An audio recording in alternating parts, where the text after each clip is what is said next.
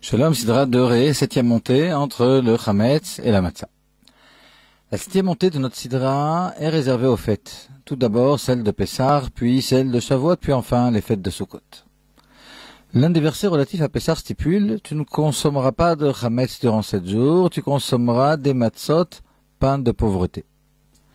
La matzah et le chametz mentionnés dans ce verset diffèrent en un certain nombre de points, parmi lesquels, premier point, dans le chametz, la pâte gonfle alors que dans la matzah, elle ne gonfle nullement.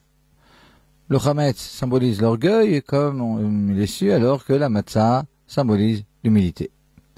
Le deuxième point, c'est que les mots chametz et matzah sont tous deux composés d'un mem et d'un tzadik. La différence entre ces deux mots, c'est la troisième lettre, qui est associée au mem et au tzadik, un chet pour le chametz et un hei pour la matzah. Ces deux lettres, le chet et le hei, se ressemblent. Les deux sont composés de 3 traits et sont ouvertes vers le bas. L'ouverture vers le bas symbolise la faute. La différence entre ces deux lettres est l'ouverture petite mais existante vers le haut dans le hei et inexistante pour le chet. En d'autres termes, le chet symbolise l'homme tombé dans la faute, pris au piège par la faute et incapable de s'en détacher. Le hei symbolise lui aussi l'homme ayant fauté, mais ici il ne perd pas espoir. L'ouverture du haut, le petit trou qu'il y a au-dessus de la petite barre, symbolise la tchouva toujours possible pour qui veut réellement passer l'éponge.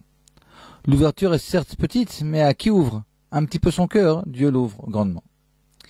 En résumé, le chametz représente la vanité et le refus de revenir à Dieu, la matzah, l'humilité et la tchouva. Il est clair que ceci n'est pas fortuit. Quiconque est orgueilleux passe son temps à se justifier, fermant ainsi la possibilité de tchouva. L'homme humble pour sa part ne se justifie pas, il se change et n'hésite pas à faire tchouva lorsque ceci s'impose.